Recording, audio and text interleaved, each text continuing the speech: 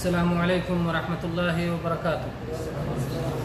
ان الحمد للہ نحمده ونستعینه ونستغفره ونعوذ باللہ من شرور انفسنا ومن سیئات اعمالنا من يهده الله فلا مضل له ومن يضلل فلا هادي له واشهد ان لا اله الا الله وحده لا شريك له واشهد ان محمدا عبده ورسوله. اما بعد فان خير الحديث كتاب الله وخير الهدي هدي محمد صلى الله عليه وسلم وشر الأمور محدثاتها وكل محدثة بدعة وكل بدعة ضلالة وكل ضلالة في النار. میرے بھائیوں، رمضان کے بعد اور عید الفطر اور اس کے بعد کی چھٹیوں کی مدت گزر جانے کے بعد یہ ہم سب کی شوال میں پہلی ملاقات ہے، اور رمضان کے ختم ہوتے ہی شوال میں جس قدر تیزی کے ساتھ گرمی بڑھی ہے، شدت کے ساتھ، کہ اس وقت 11:00 ہو رہے ہیں لیکن پسینے میں شرابور ہیں جو لوگ باہر ہیں، اور یہاں کئی ایسیاں چل رہی ہیں، اور اس کے باوجود بہت سارے لوگ گرمی سے پریشان ہیں. گرمی شدت کی ہے اور اسے ہر کوئی محسوس کرتا ہے. اللہ تبارک و تعالیٰ نے جو یہ دنیا بنائی ہے، یہ دنیا اکیلی نہیں ہے، اس دنیا کا ایک جوڑا ہے، ایک اور دنیا ہے. اس کے بعد اس دنیا کی نشانیاں اس دنیا میں پائی جاتی ہیں. آپ دیکھیں کہ اس دنیا میں اللہ تعالیٰ نے ساری چیزوں کو جوڑے جوڑے بنایا ہے، اور قرآن پاک میں اللہ تعالیٰ نے فرمایا بھی ہے. اللہ تعالیٰ نے فرمایا وَمِن كُلِّ شَيْءٍ خَلَقْنَا زَوْجَيْنِ، ہر چیز کو ہم نے جوڑے جوڑے بنایا. زمین بنایا تو آسمان بنایا، سورج بنایا تو چاند بنایا، مرد بنایا تو عورت بنایا، دن بنایا تو رات بنایا، صبح بنایا تو شام بنایا. تو اس طرح تمام چیزوں میں آپ غور کرتے جائیں تو اگر ایک طرف پازیٹیو ہے دوسری طرف نگیٹو ہے، ایک طرف مائنس ہے تو دوسری طرف پلس ہے، ایک طرف بلندی ہے تو دوسری طرف پستی ہے. تو دنیا کی ساری چیزیں جوڑے جوڑے. تو پھر دنیا کا جوڑا کیا ہے؟ دنیا کا بھی کوئی جوڑا ہے، وہ ہے آخرت. اور آخرت میں اللہ تبارک و تعالیٰ نے اس دنیا کے رہنے والوں کے لیے 2 منزل بنائی ہے.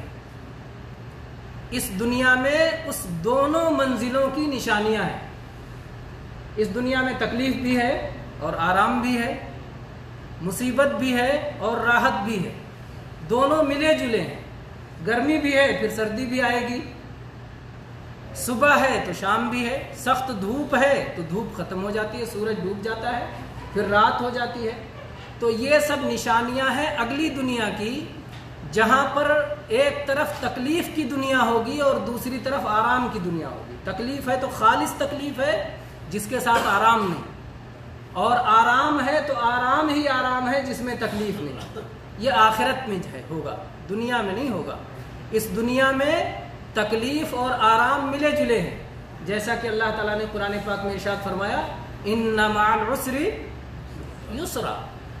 مشکل کے ساتھ آسانی ہے، آسانی کے ساتھ مشکل ہے، خیر کے ساتھ شر ہے، نیکی کے ساتھ بدی ہے، اچھائی کے ساتھ برائی ہے. تو یہ دنیا جوڑے جوڑے ہے، ساری چیزیں اس میں موجود ہیں. لیکن آخرت آنے والی ہے جہاں یا تو شر محض ہوگا یا تو خیر محض ہوگا.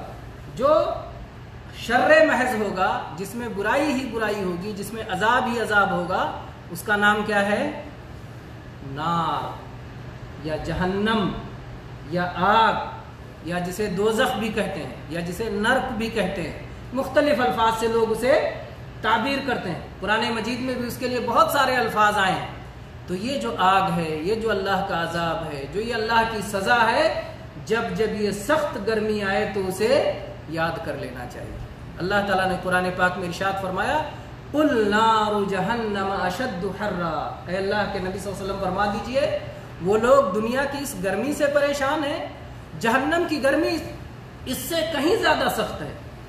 جہنم کی گرمی، وہاں کی آگ اس سے کہیں زیادہ شدید ہے، اس سے کہیں زیادہ تکلیف دہ ہے، اس سے کہیں زیادہ پریشان کن ہے. اس سے بچنے کا انتظام کرو. جناب محمد رسول اللہ صلی اللہ علیہ وسلم نے فرمایا ان شدت الحر من فیح جہنم، کہ یہ سخت گرمی یہ جہنم کی لپٹ کا نتیجہ ہے. یہ صحیح بخاری میں حدیث نمبر 512 اور صحیح مسلم میں 615 اور 617 نمبر پر یہ حدیث موجود ہے۔ اس حدیث میں مزید یہ بات بھی ہے، اللہ کے نبی صلی اللہ علیہ وسلم نے فرمایا کہ جہنم نے اپنے رب سے شکایت کی، اللہ تعالیٰ سے جہنم نے شکایت کی اور کہا کہ اے اللہ میرے ایک حصے نے دوسرے حصے کو کھا لیا ہے۔ جہنم سخت بھڑکنے والی چیز، کسی کو کھانا چاہتی ہے، کسی کو تکلیف پہنچانا چاہتی ہے۔ تو کوئی بھی جس کے اندر شر ہو، جب وہ دوسرے کو نہیں پاتا تو وہ شر اس کے اپنے اوپر اثر کرتا ہے۔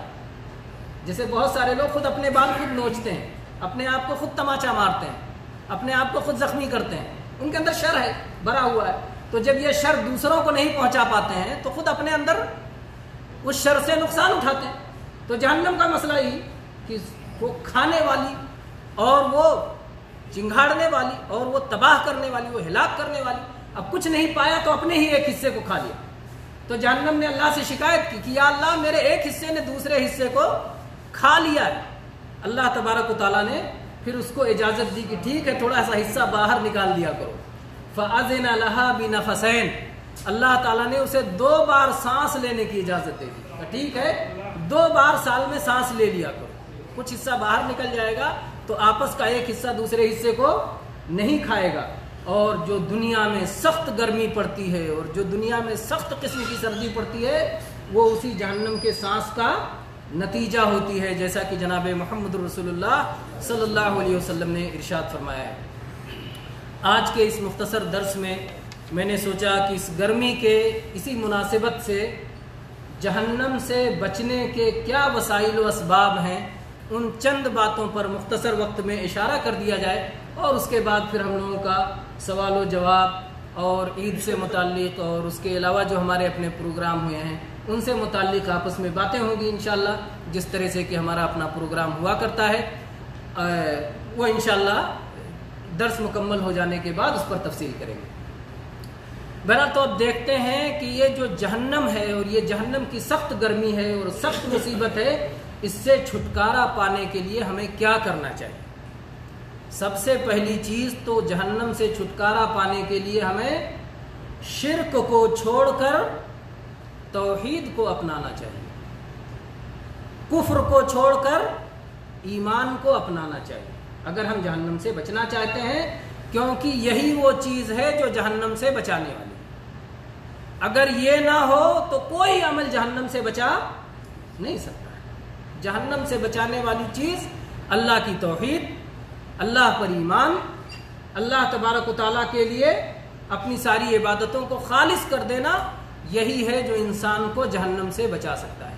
چنانچہ اس سلسلے میں صحیح مسلم میں حدیث نمبر 151 اللہ کے نبی صلی اللہ علیہ وسلم نے ارشاد فرمایا، من مات لا یشرک باللہ شیئا دخل الجنہ ومن مات یشرک باللہ شیئا دخل النار۔ جو آدمی اس حال میں مرا کہ اللہ کے ساتھ کچھ بھی شرک نہیں کرتا تھا وہ جنت میں جائے گا، اور جو آدمی اس حال میں مرا کہ اللہ کے ساتھ شرک کرتا تھا جہنم میں جائے گا۔ تو جنت اور جہنم کا فیصلہ کس بنیاد پر ہوگا؟ آدمی شرک سے محفوظ ہے یا نہیں، آدمی شرک سے سلامت ہے یا نہیں، باقی چیزیں نہیں دیکھی جائے۔ آپ نے کتنا خیرات کیا، کتنا صدقہ کیا، کتنی عبادتیں کی، کتنے نیکی کے کام کیے، کتنے مصیبت زدوں کے کام آئے، اگر توحید نہیں ہے تو باقی کسی چیز کا کوئی اعتبار نہیں ہے، اور اگر توحید ہے، ایمان ہے، تو وہ ساری چیزیں آپ کے جنت میں بلندی درجات کا سبب بنیں گی، جہنم میں عذاب کی کمی کا یا جہنم میں جانے کے بعد عذاب سے نکلنے کا ذریعہ بن جائے گا۔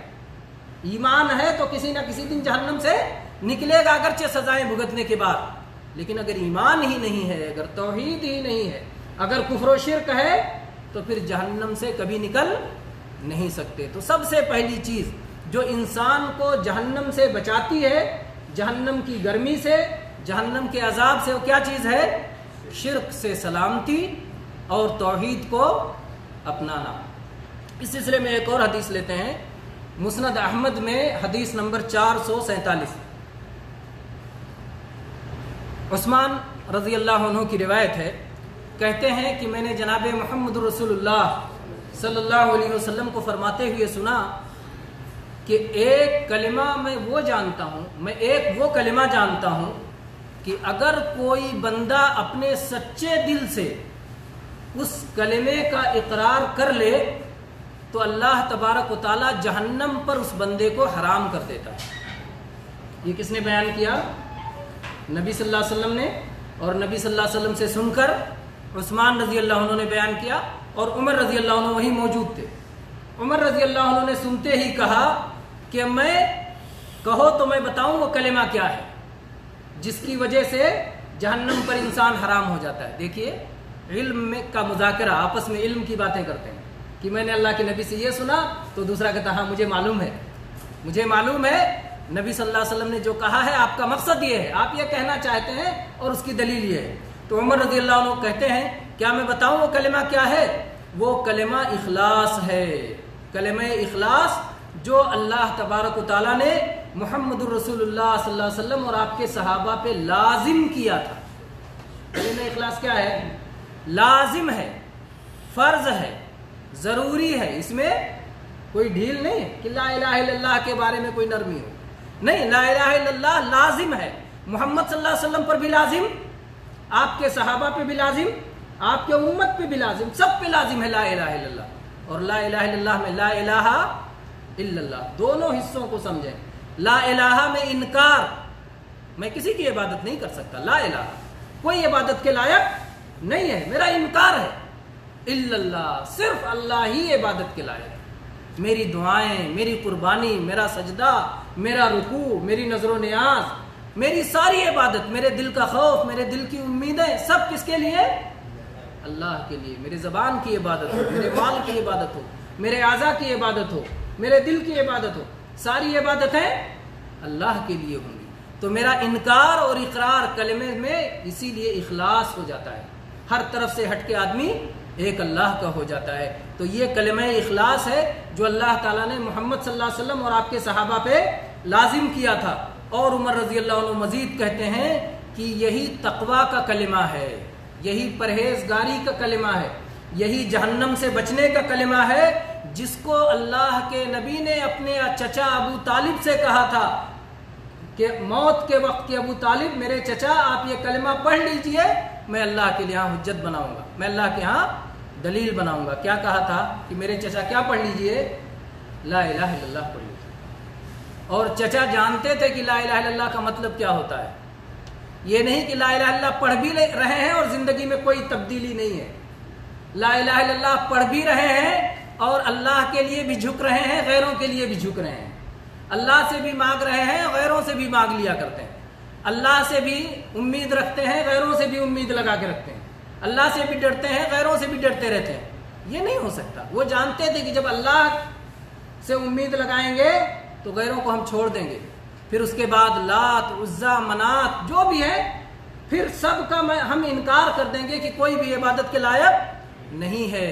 تو وہ کلمہ جس کی دعوت محمد الرسول اللہ صلی اللہ علیہ وسلم نے موت کے وقت اپنے چچا کو دی تھی، وہی وہ کلمہ ہے کہ جب کوئی بندہ دل سے وہ کلمہ پڑھ لیتا ہے تو اللہ تبارک و تعالی جہنم پر اس بندے کو حرام کر دیتا ہے. تو میرے بھائیو، جہنم سے بچنے کا بہت سارے وسائل ہیں جس میں سب سے بڑا اور سب سے اہم وسیلہ کیا ہے؟ شرک سے بچنا. دوسرا وسیلہ ہے، یہ تو رہا اللہ کا حق. اب ایک بندوں کا حق لے لیتے ہیں. بندوں میں سب سے بڑا حق آپ کی اولاد کا حق ہے، آپ کے اپنے بچوں کا حق ہے. اور اگر آپ اپنے بچوں کا خیال رکھتے ہیں، ان کے کھانے کا، ان کے پینے کا، ان کے پہننے کا، ان کی تربیت کا اور ان کی تعلیم کا، تو یہ بھی جہنم سے بچاؤ کا ذریعہ ہے. وہ کیسے؟ آئیے اس سلسلے میں حدیث دیکھتے ہیں. اور خاص طور پہ بیٹیوں کا اگر خیال رکھیں. اللہ اکبر. بیٹیوں کے سلسلے میں اس وقت پوری دنیا میں لمبے لمبے نعرے لگاتے ہیں، بڑے بڑے نعرے لگاتے ہیں، لیکن اسلام نے اتنا بڑا مرتبہ دیا ہے بیٹیوں کو، ان کی صحیح تربیت، ان کی صحیح تعلیم، ان کو اچھا کھلانا، اچھا پہنانا پہ جنت کی جس طرح خوشخبری سنائی ہے، یہ اور کہیں بھی آپ نہیں پائیں گے. چنانچہ دیکھیں اس سلسلے میں عائشہ رضی اللہ عنہا کی حدیث صحیح بخاری میں 1352 نمبر پر اور صحیح مسلم میں 2629 نمبر پر یہ حدیث موجود ہے۔ عائشہ رضی اللہ عنہ کہتی ہیں کہ ایک دن ایک عورت اپنی 2 بیٹیوں کے ساتھ آئی، مجبور عورت، غریب عورت، بھکاری عورت، سوال کر رہی تھی۔ عائشہ رضی اللہ عنہ کہتی میرے گھر میں کچھ نہیں تھا کہ میں اس عورت کو دے سکوں، ہاں ایک کھجور تھا، اللہ اکبر، ایک کھجور تھا۔ عائشہ رضی اللہ عنہ کے گھر میں کہتی ہیں کہ میں نے وہی ایک کھجور اس بھکاری عورت کو دے دیا جس کے ساتھ 2 بیٹیاں تھیں۔ اس عورت نے وہ کھجور لیا، کھجور کے 2 ٹکڑے کیے اور اپنی دونوں بیٹیوں میں آدھا آدھا تقسیم کر دیا، خود اس نے نہیں کھایا، خود بھوکی رہ گئی، اپنی دونوں بیٹیوں کو کھلا دیا، وہ کھجور جو اس نے غیر سے مانگا تھا کھلا دیا، اور اس کے بعد اٹھی اور چلی گئی۔ کہتے ہیں کہ اس کے بعد جب نبی کریم صلی اللہ علیہ وسلم گھر پہ آئے تو میں نے پورا ماجرا سنایا اور نبی کریم صلی اللہ علیہ وسلم کو یہ واقعہ بتایا کہ اس طرح سے ایک بھکاری عورت آئی تھی جس کے پاس 2 بیٹیاں تھیں، اس نے کچھ مانگا، میں نے اسے ایک کھجور دیا، اس نے کھجور کے 2 ٹکڑے کیے، دونوں بیٹیوں کو آدھا آدھا ٹکڑا دیا، خود بیچاری بھوکی رہ گئی اور اس کے بعد چلی گئی۔ اللہ کے نبی کریم صلی اللہ علیہ وسلم نے ارشاد فرمایا من ابتلی من هذه البنات بشيء كن له سترا من النار، جس شخص کو اللہ تبارک و تعالیٰ نے ان بیٹیوں کے ذریعے آزمایا ہو تو وہ جہنم سے آڑ بن جائیں گے، جہنم سے بچاؤ کا ذریعہ بن جائیں گے۔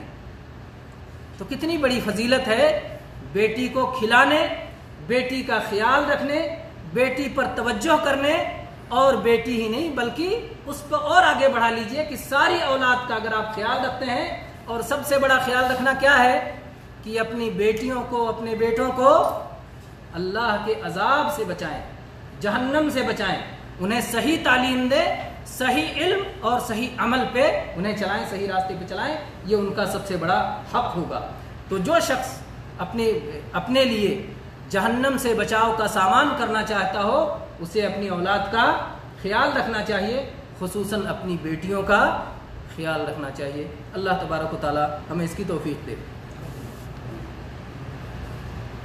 تو 2 چیزیں ہو گئی ہے نا، پہلی چیز جہنم سے بچنے کے لیے اللہ کی توحید اور شرک سے بچنا، دوسری چیز اپنی اولاد کا خصوصاً بیٹیوں کا خیال رکھنا، تیسری چیز جو جہنم سے ہماری حفاظت کا ذریعہ ہے وہ ہے صلاۃ 5 وقتہ، صلاۃ 5 وقتہ، صلاۃ الفجر، صلاۃ الظہر، صلاۃ العصر، صلاۃ المغرب، صلاۃ العشاء۔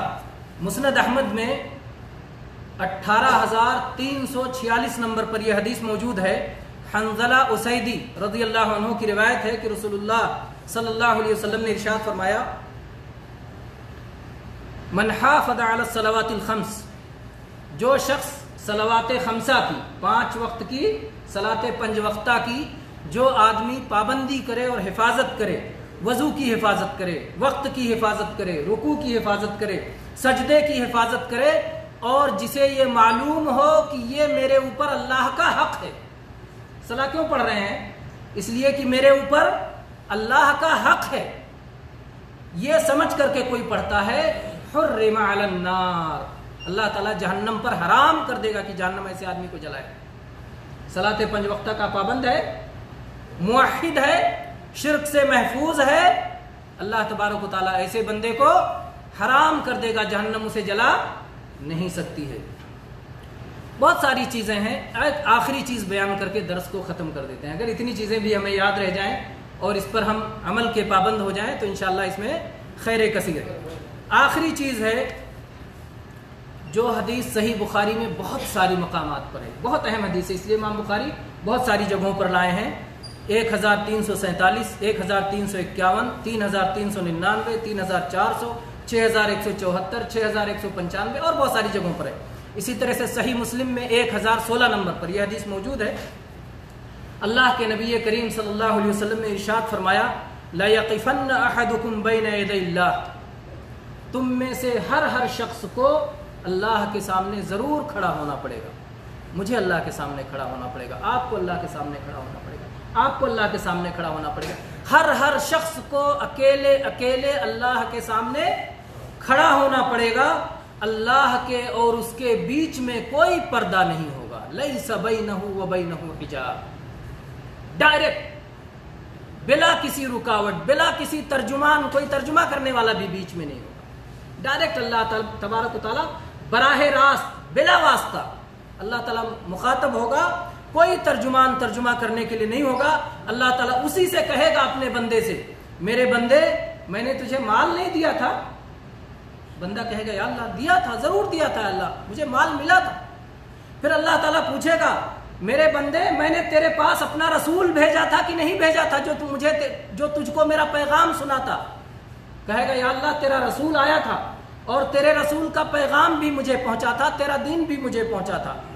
اللہ تبارک و تعالیٰ یہ دو باتوں کا اقرار لینے کے بعد کہ تمہارے پاس مال تھا اور تمہارے پاس رسول بھی آئے تھے، یہ دو چیزوں کا اقرار لینے کے بعد وہ بندہ پریشان ہوگا، دائیں دیکھے گا تو جہنم نظر آئے گا، بائیں دیکھے گا تو جہنم نظر آئے گا، کہیں نجات کی کوئی صورت نہیں ہوگی، اللہ رب العالمین سامنے ہوگا، دائیں بائیں جہنم ہوگا۔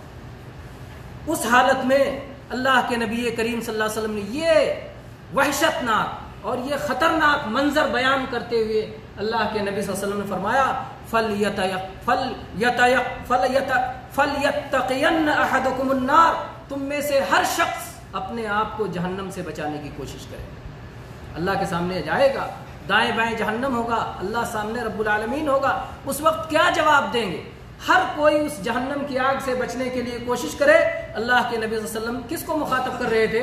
اپنے صحابہ کو، جو ایمان والے تھے، جو توحید والے تھے، جو شرک سے محفوظ تھے۔ اللہ کے نبی نے ان سے کہا کہ جہنم سے توحید کے بعد جو چیز تم کو بچائے گی وہ کیا ہے؟